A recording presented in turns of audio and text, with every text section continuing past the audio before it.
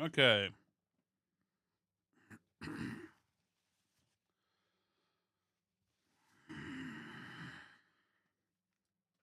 Hey, why am I over there? Why does this look like this?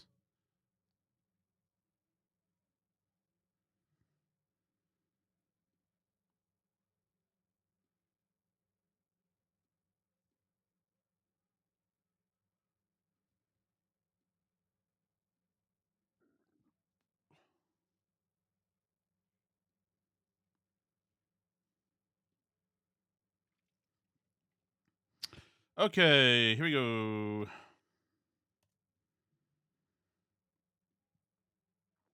Here we go. Here we go. Check one. Check two. Here we go. 5, 4, 3, 2, 1. Mr. Plattner could be. Okay. Here we go. 5, 4, 3, 2, 1.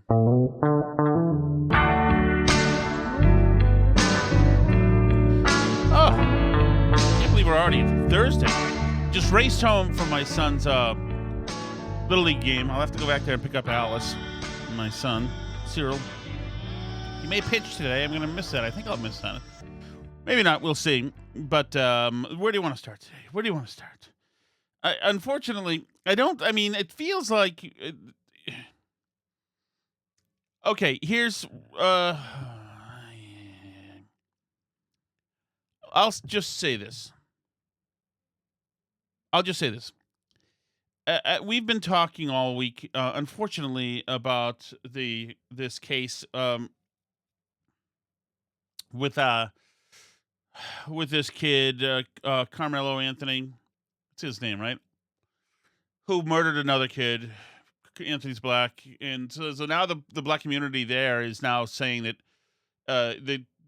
they wish that the kid's brother also died because they intimidated Carmelo, and so he can't be expected not to stab everybody because he was scared. And they also said the knife he used wasn't that lethal. So we're in a really stupid, crazy time here where people are so race obsessed, and you got to thank leftist culture, academia, and just Democrats for making sure that everybody looks at race for everything. So now we've got this stupid divide here where some murderous monster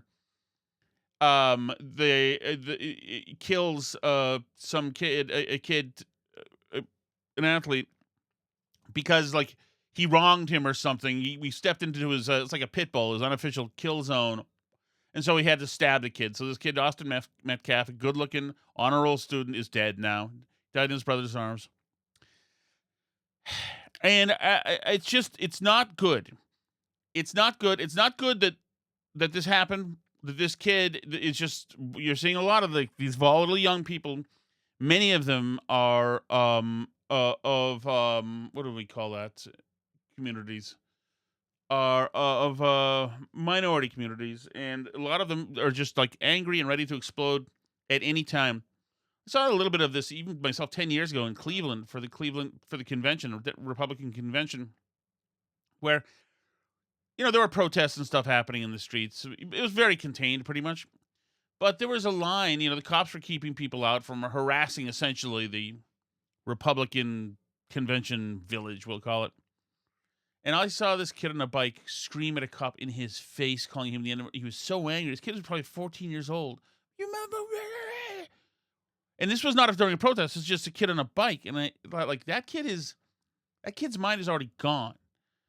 He's full of marijuana and hate and blind outrage. And at some point, a lot of these kids were taught that maybe it's in the wake of George Floyd that they can do anything that they want if somebody upsets them. And now these black mothers are now saying it's terrible being us because we know what can happen to my baby at any time. He could be killed, or they could lynch him and put, like they're saying that happened to Carmelo Anthony. His mother's saying that essentially he was lynched by the jury system, never mentioning that maybe he shouldn't have stabbed somebody to death. But we've taken away like all kind of agency and responsibility from a lot of these people, and it's just not good. It's not good. And somebody somewhere unfortunately, the only person who was doing this, had a position of influence, was Bill Cosby. Unfortunately, he was the guy one, telling people you can't, get it together, learn to speak English, pull your pants up, and now, of course, he was sidelined for all sorts of reasons, and so there's nobody in high profile telling kids to shape up. I mean, you can tell it's happening, and it's a terrible thing. It's a terrible condemnation because it's not the entire black community at all. It's probably a minority of the black community. And you can tell when you see certain pro athletes or certain professionals who are black, like they comport themselves in a very professional way, speak well, and a lot of times, like, their kids, and you see this in Sally, throw food out there. And so it's not everybody at all. And this is my last disclaimer. I understand it happens with whites too, and there are plenty of angry freaking whites out there. But I feel that as a society, we call the whites out for it. And we don't give them built-in excuses for it. We don't. Some people try to. Like, some people try to give an excuse of why the Tsarnaevs were angry. It's like, the thing that makes me upset about the Tsarnaevs is they didn't pull a bullet in the younger kid's head. They should have. They tried, by the way. So, like, more and more of this stuff is happening, and it's just a bad look. So here's the latest thing. Like, the brand doesn't need this at this moment. Okay? This is like, we don't need this. It's happened in South Boston here. Here we go. This is something that should not happen to young kids with just having a lemonade stand. A South Boston father says his young son and daughter were threatened with a gun by two other children at their lemonade stand Wednesday afternoon. It happened at the corner of East and West 9th Streets. And they said, we're just going to take this. And they took my sons and daughters, their money bank that they had all their cash in. And as they did that, they flashed a gun that they had in their waistband, which immediately my sons and daughters' first reaction was just to take whatever you want. David Burns says the thieves took off with cash, which hasn't been found. It was heartbreaking. It was chilling. I was honestly like, this can't be real, especially at their age. And it's just something that, if you're just having a nice, innocent lemonade stand, it's something that should never happen to you. That's not good. An armed robbery of a freaking lemonade stand. And of course, videos come out showing the perps who held the kids up, and they're young black teenagers. I understand. Maybe most of the lemonade stand robberies around the country are done by what? I don't know. But this is not a good look. Lemonade stand is a very American thing. It shows a little bit of ingenuity and get after itness, and it's a kid not doing something punky or useless, but kids doing something that's actually kind of fruitful and fulfilling in a way. You got to learn a few things. It's not great that, an 8-year-old kid learns how to deal with an armed robbery. And that's not good. So, like, what were these two kids who robbed the lemonade stand doing walking around? And I don't want to hear from mothers saying, we're so worried that we have to explain that we could lose our kids at any time. We could lose our kids at any time. Like, it's hard to be us. You don't know what it's like to be us. And like, yeah, if your kid is walking around South Boston, your teenage kid armed, you're feeding him into a coffin slowly. Are you effing kidding me? The mother of these kids, the father, they should be freaking just incarcerated because they're not parents. They're not parents. I'm sure one of them is incarcerated. They're not parents. I mean, you are rubbish if this happens. You should just be incarcerated and have the kids live in an orphanage, get little orphan nanny style, whatever, because it's not working. What you're doing is not working. The kids that are doing lemonade stand, be more like them. And, like, you can't have Another thing about it is, what do you think you're making old timers in Southie think?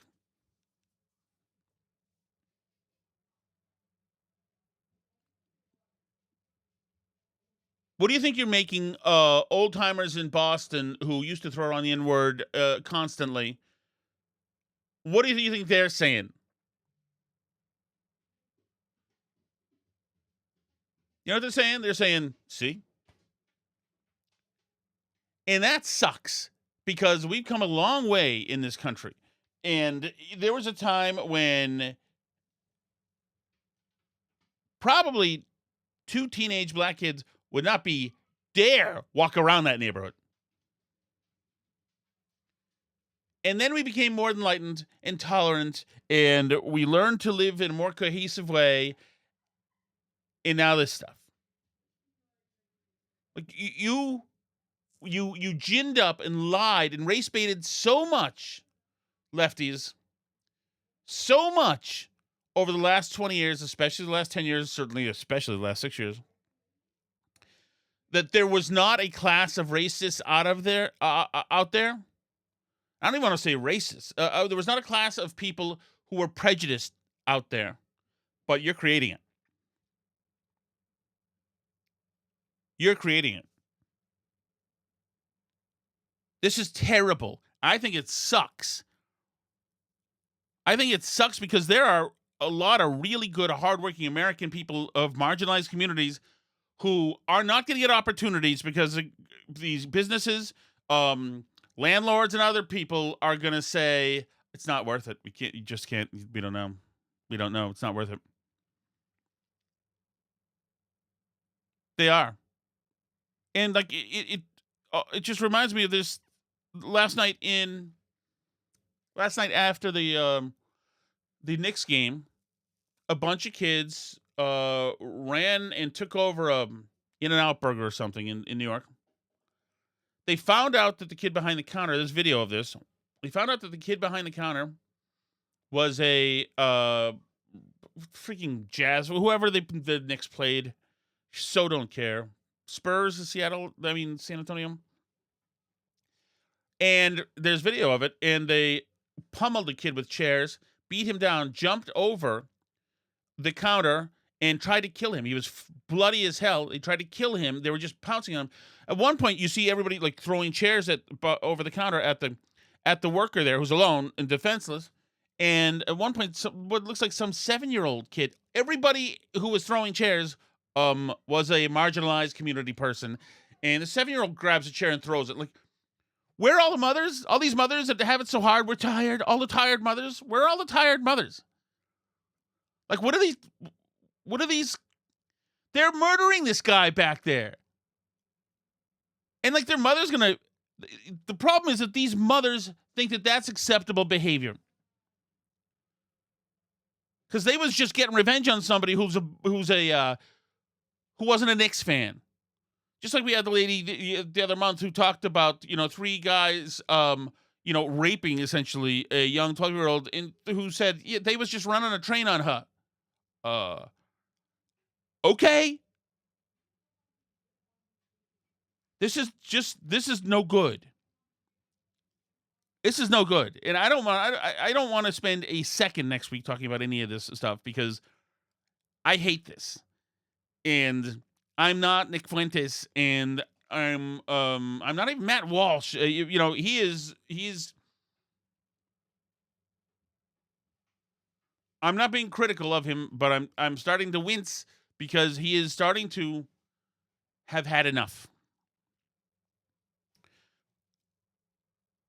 But I am not a eugenics guy. I am not a hardcore, in your face, I'm going to use the N-word. Like, I'm not that guy. I'm not, I certainly believe in the bell curve, as it were, but I do not believe that there are, I believe that every race in this country can take advantage of this country and behave and thrive in this country. I don't believe that there's anybody's skin color that prevents them from doing any of that. It's only man-made intervention that can do that, and I think we're starting to do it, unfortunately. So, like, I'm not an extremist. I'm not a, like, I think a lot of you are the same. Like, we don't want to be, this isn't our thing to be one of those people who say, oh, you can never just, like, see, that's what happens in the neighborhood. And then they get, like, but there are too many unspeakable things being done, and it's being considered okay in the community. And of course, the liberal media, white press, they're too much pussies to condemn anything. So that, by the way, the guy getting hit last night with the chair, the Spurs fan, was also black. So why does he have to, like, if you can't, if your team winning means that you have to go kill somebody because he believes in another team, then there's some dark, demonic things at work here, and you better fix it.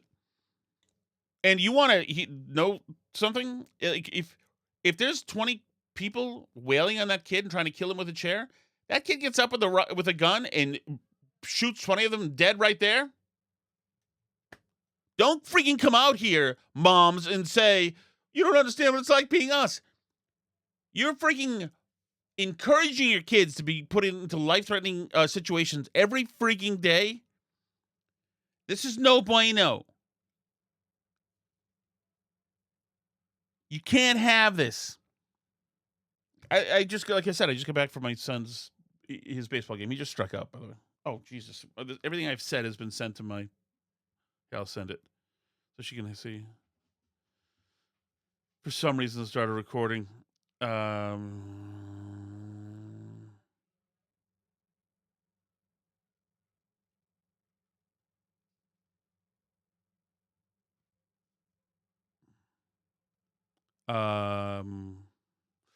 Sorry, Steve Robinson was...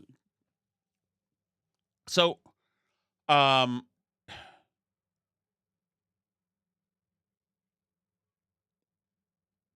something has to change. You can't have this.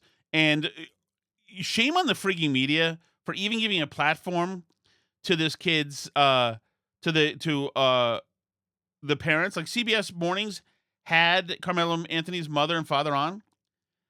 Like, why would they even platform this freaking nonsense? You know, covering their kid is a freaking murderer. Are you serious? Why are you doing an empathetic story about them? Here's the parents. You tell me what you think of the dad. My son didn't intend to hurt anyone.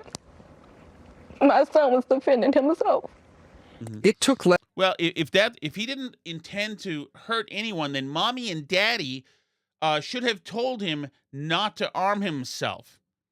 And if he was defending himself, mommy and daddy should have told him that just because somebody's up in his grill and disrespecting him doesn't mean he gets to stab somebody. Oh, CBS is gross. My son was defending himself. It took less than 3 hours for a jury to reject 19-year-old Carmelo Anthony's claims of self-defense in the stabbing death of 17-year-old Austin Metcalf. Prosecutors argued Anthony intentionally killed Metcalf after being taunted and shoved by Metcalf and his teammates at a high school track meet. Take us inside that courtroom. What stuck out to you? What stuck out to me, Father. number one, was the all-white jury. But I was trying to be, like, all right, it's not that big of a deal. I mean, the truth is on our side. All white jury. My son didn't intend to hurt Now, as some of you mentioned last night, it wasn't an all white jury, but they're going to say. And by the way, what if it was? So if an all white jury acquitted the kid, is that also nullified? But we shouldn't be having these conversations, but we're letting stupid people be utilized by race hustlers, and the media is not doing its job by torpedoing these stories.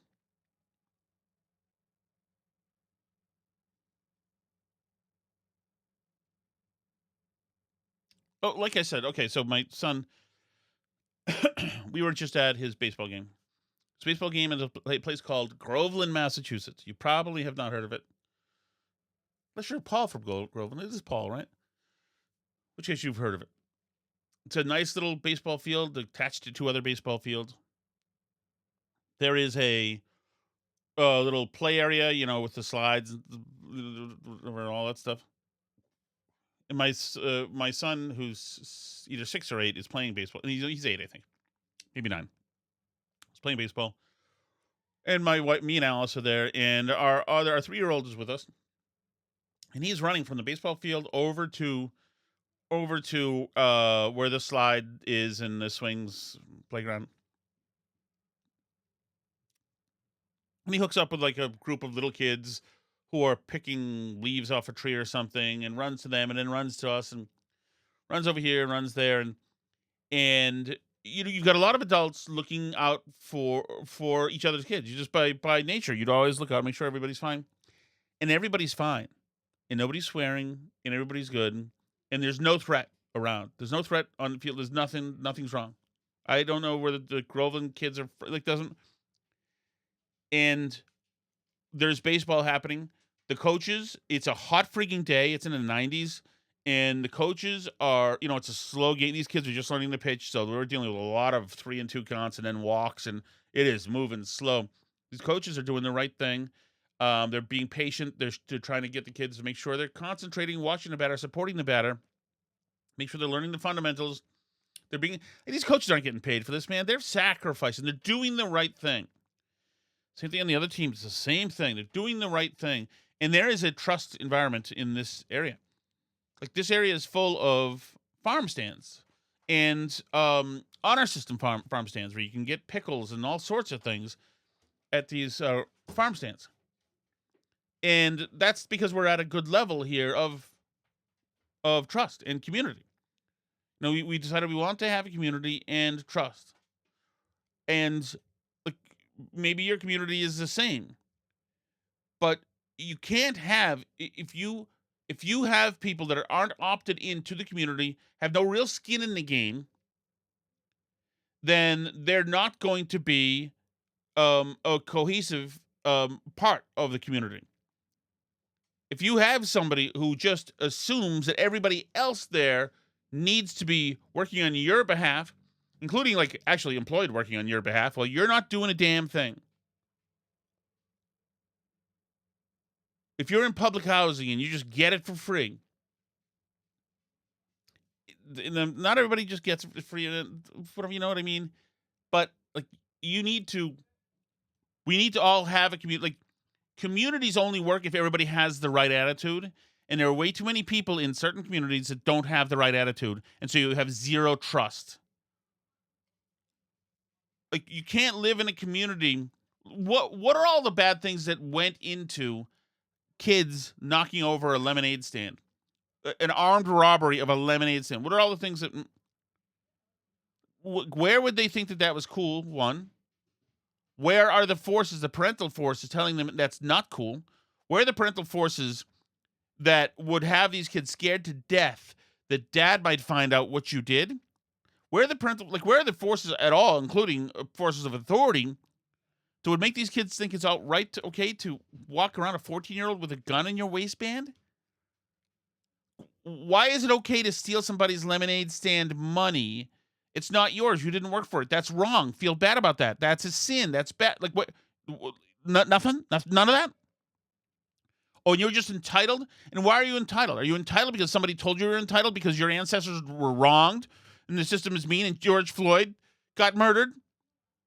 So you're allowed to you're allowed to work off your ego as long as you want to, in any way you want to, and everybody else just has to deal with it. He's allowed to be angry and do what he wants to. He's allowed to be angry and stab the other kid because we as a society failed him.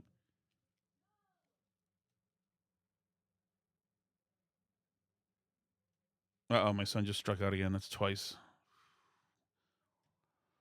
When we practiced last week, when we went to that game, he had a hot bat. This time he probably didn't practice. We had no time, to be honest. He did ask me at 10 o'clock last night. But all the things that went wrong, how did a kid get a gun? Why is it okay for that family to be walking around with a gun? It's obviously not registered, and there's nobody who else in the family is doing stuff. So when they arrest this 14-year-old, we're gonna have the mother saying, "How dare they? He was scared." Were they scared? Were all those kids hurling chairs at that restaurant? Were they scared too? Somebody he needs to, and it can't just be you watching and me. Somebody needs to stand up and backhand some people in marginalized communities and say, straighten your right the now.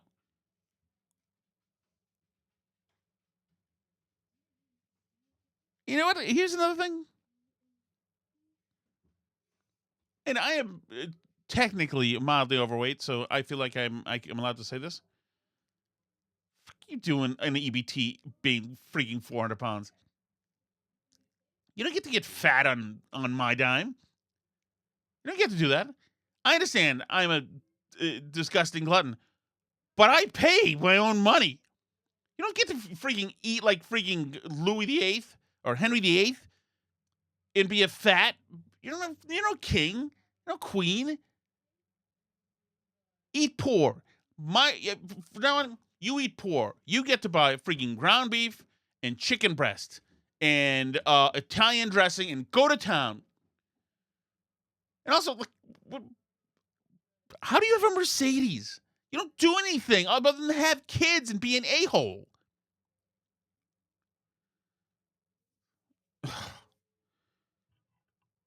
Yes, I know there's plenty of whites who do the same thing. I feel the same for them, okay? God. If Austin Metcalf had stabbed Carmelo Anthony the same way, I would say he should get the death penalty. I get no problem. I have no problem. I'll put tens of thousands of people on death row. I'm for that. Okay, let me see what else I have here. Well, let me go to the chat for a second. I know you guys are piping up. Ooh. Splash says, Tom has lost some neck meat. It's noticeable. Dish says, I know it is. Oh, that's nice to hear. Now, let me tell you, what this Wegovy is doing is it's, like I ate earlier today, and I think that's going to be it. And I have all the same urges. Like, I still fantasize about whacking out some pasta tonight or whatever's left over. I don't even know what we're going to make the kids or whatever it is. Because I'm so used to it. But it's like, I won't be able to physically get into it. It's crazy. It's like when I became asexual like 3 years ago with Alice. It was like, well, Alice is the victim of my romance, so it would be with Alice. But like, and I was just like, it was crazy. I still knew this stuff and thought it was cool that there was a person next, like weird. That changed, by the way. I'm back. But like, so that's what it is. I was on EBT, absolutely, and I will go right back on EBT, and I will get fat off the public money. But I'm saying it to you, which makes me better. I'm not saying, by the way, that you owe me anything, whatever. God, I would kill for that EBT. I hope I get it again. Splash says, people respond better to being told the odds are stacked against them, and it's not their fault, and they are being told they need to hold themselves accountable for their actions. Yeah.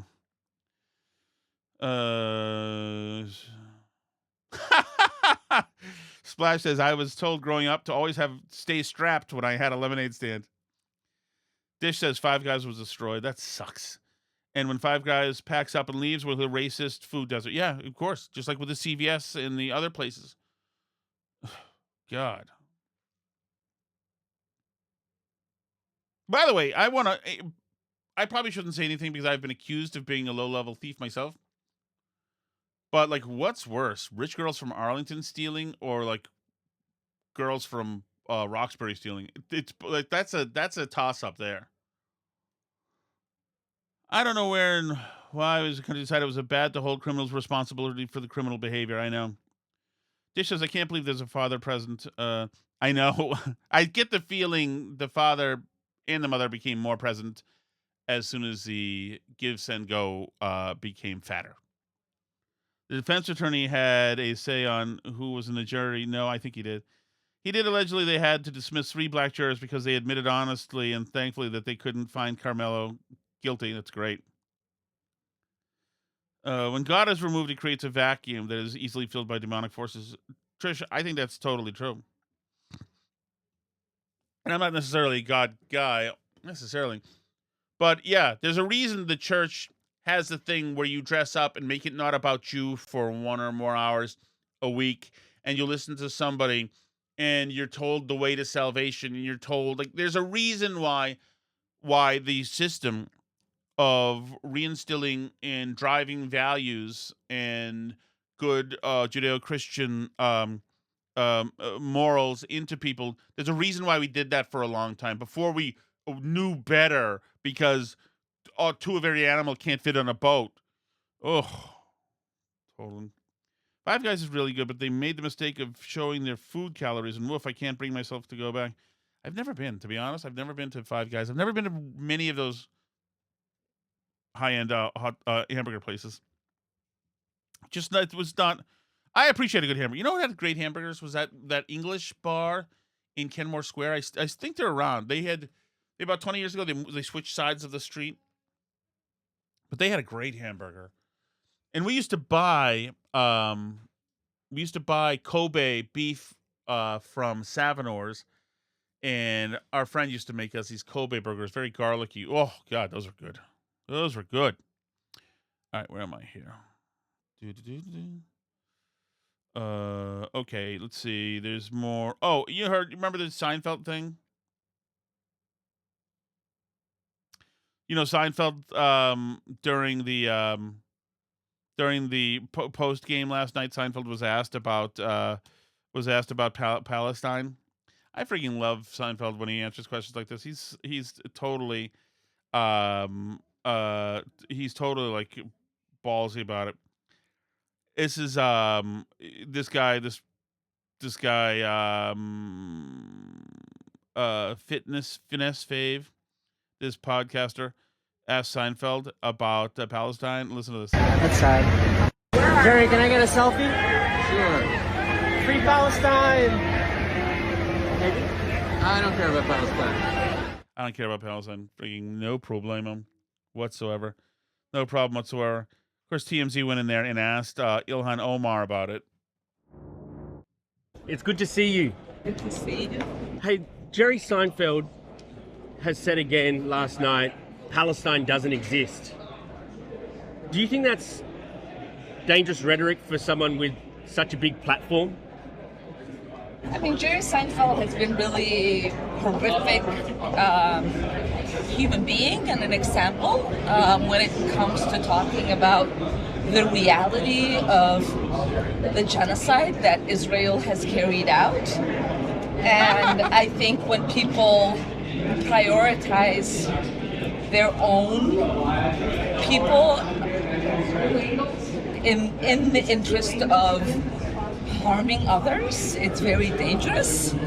And I don't even think of him as like just a celebrity and someone who has a platform in that danger, but it is dangerous just as a human being to talk the way that he does. It's very disgusting, it's very disturbing, and it's very genocidal language that he uses. Language. And people need to call him out for it. Do you think like people hear words he says and... Shut up, dude. Anyway, I'm all for it. Yeah, there's not really a Palestine. It's just something that the British made up.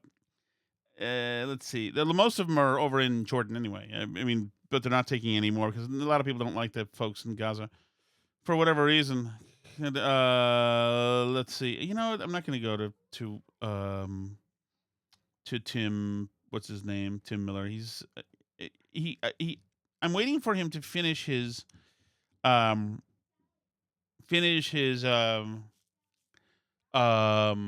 breakdown. Here's Jasmine Crockett on more of like Carmelo Anthony thing. Just because we played some stuff yesterday, and she's playing the hits. And what we saw with that verdict is the evidence of a broken system. Now listen, from everything that I understand, which I wasn't at the trial because obviously I got a day job, but it's my understanding that Carmelo ended up stabbing, puncturing, I don't know what this tool was that they talk about, knife, or some refer to it as a tool. He ended up hitting Austin one time, and it was about where he hit him. One time, 2 inches. This wasn't someone who said, hey, let me stab you 5, 6, 7 times. And so when you're looking at the punishment... Are you hearing this? One time. This is literally, she is a lawyer and a member of Congress, Jasmine Crockett, who now is saying there wasn't a real stabbing because he only stabbed him one time. Tell it to MLK, by the way, that it wasn't a real shooting because he only shot him one time. Punishment range. There's a reason in Texas that it goes from 5 to 99 or life, because you are looking at how intentional, like how bad was this? 35 years for a kid who had decided to go under a tent that was not his team's tent as it was raining, and simply didn't want to be put out in the rain by some random kid that he didn't know who was larger than him. Listen, a lot of people don't know what it is to live as a black person in this country, but just like you can give the benefit of the doubt to so many police officers when they go out and they shoot some black unarmed person, even though they are trained, the fact that there was little to no mercy seen or humanity seen when this black boy said that I was scared, or the fact that honestly anybody... Can I just add something right here? I mean, this is already stupid and disgusting, whatever, but he's 19. I think that makes him not a kid. And that makes him not a kid when he did the stabbing. Some kid. Freaking incredible. He only kind of stabbed him once. Yeah, he only needed once. The kid went down and bled out right there. And he also tried to get away, remember.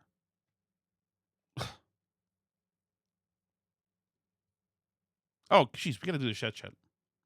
Because Alice is going to call me in soon. Okay, here we go. Do. Chat. Where am I? Chat. Where does that go? Oh, there it is.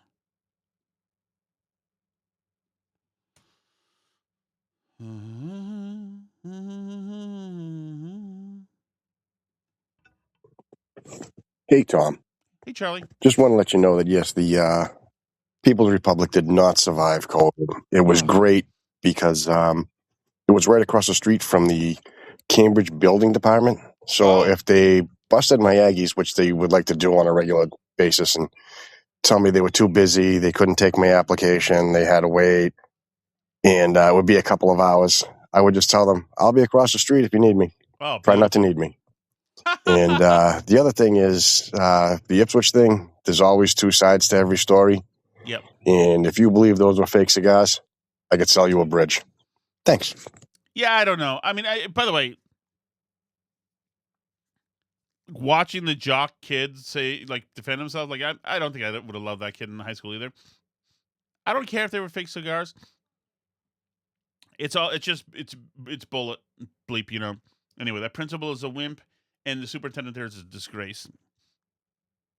God, oh, you know, when it was a cause they liked, you could bend every rule and make every exception. During COVID, when they liked the stuff, we are bending rules, making exceptions left and right. Now, nope, hard line, nope. Sorry, can't play. Amazing. Hey guys, Andy. Sorry to monopolize the chat these days, but Andy in Cambridge, 5 minutes east of Phoenix Landing. Tom, I thought we went through this, if not last week, the week before. The bar you're looking for is not on Main Street. It's on Mass Ave, but it's past Lafayette Square. Lafayette Square is where Salvation Army, the fire station, are still today. Back in the 80s, that's where the big Shell station and the Army Navy store was. Okay. But you keep going down Mass Ave. Yes, what was I thinking? When Novartis bought the Necco Candy Factory. Yes. They also bought up everything with frontage on Mass Ave and turned it into a big biotech horror show. And the thing that you called the MIT bar, that's got to be the Miracle of Science, which is also on Mass Ave. Yeah.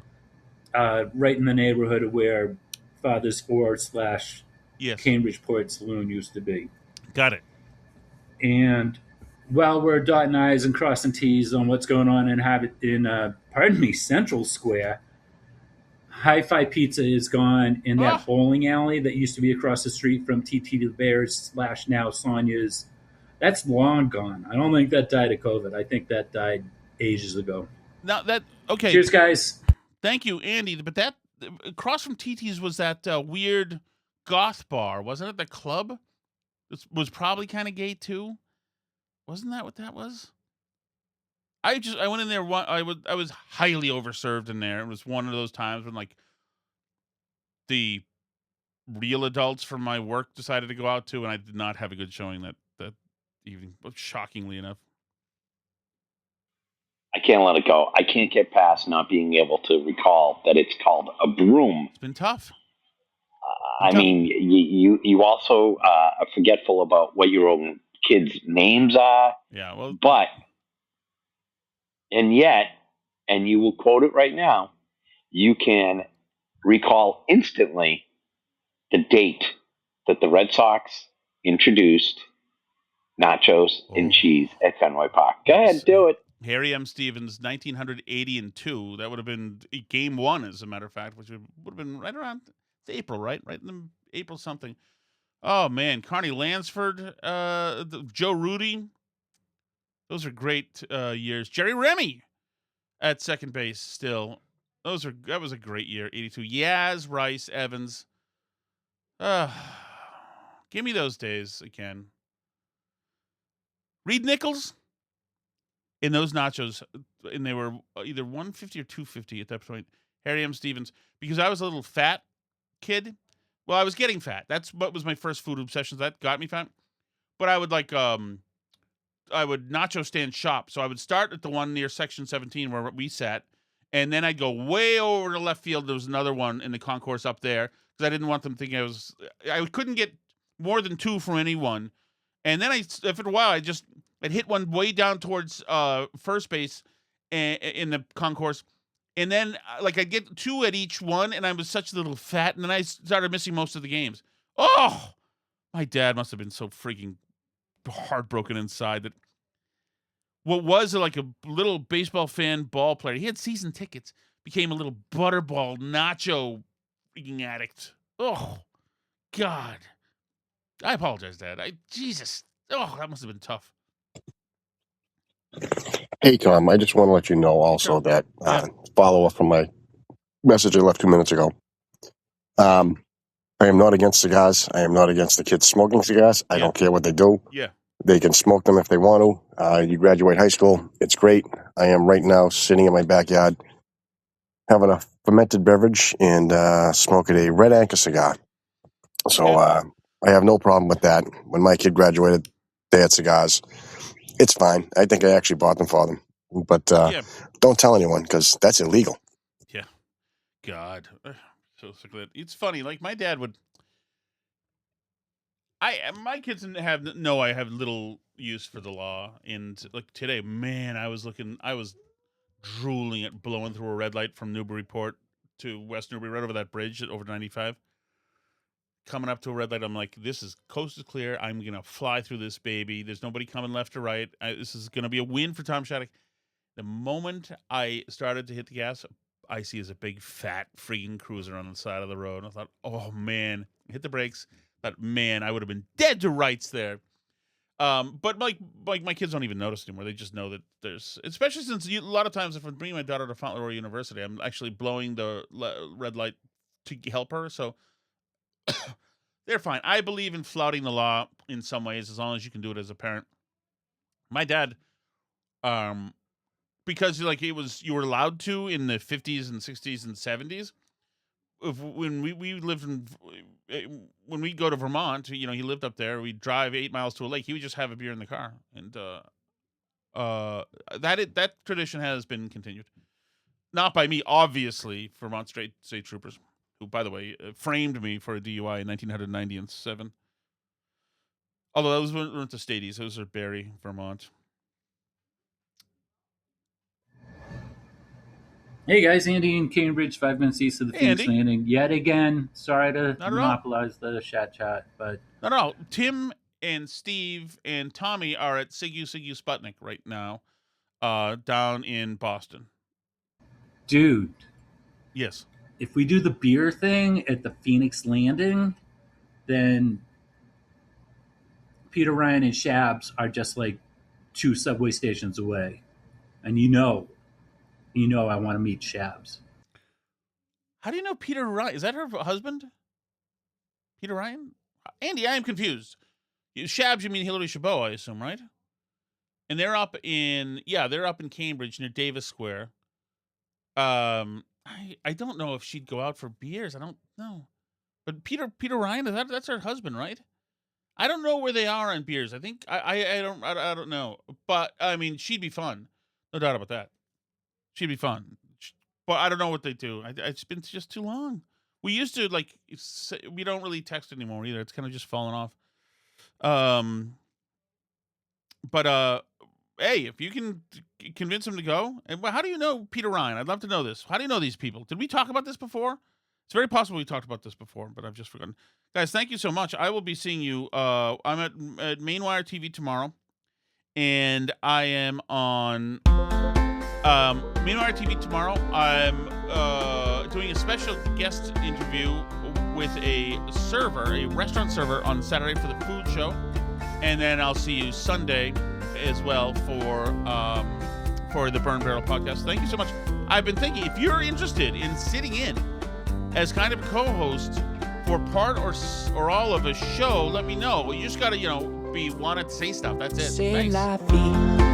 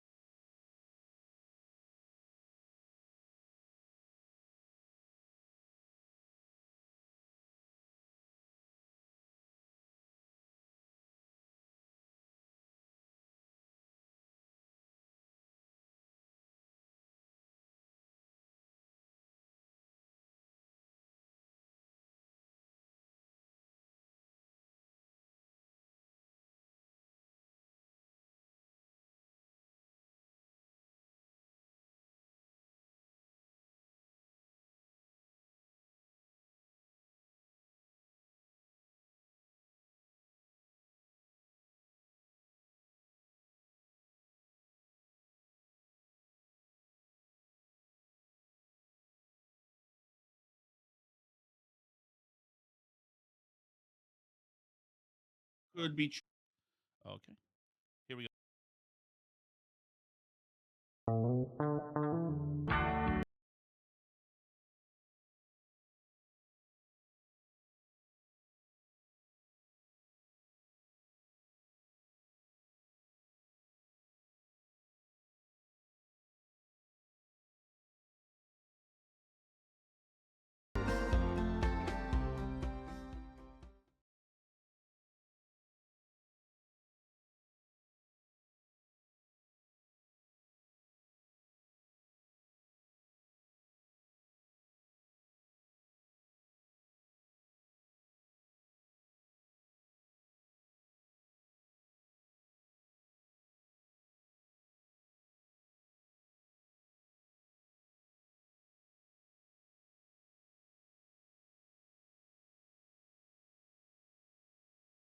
Starting to wince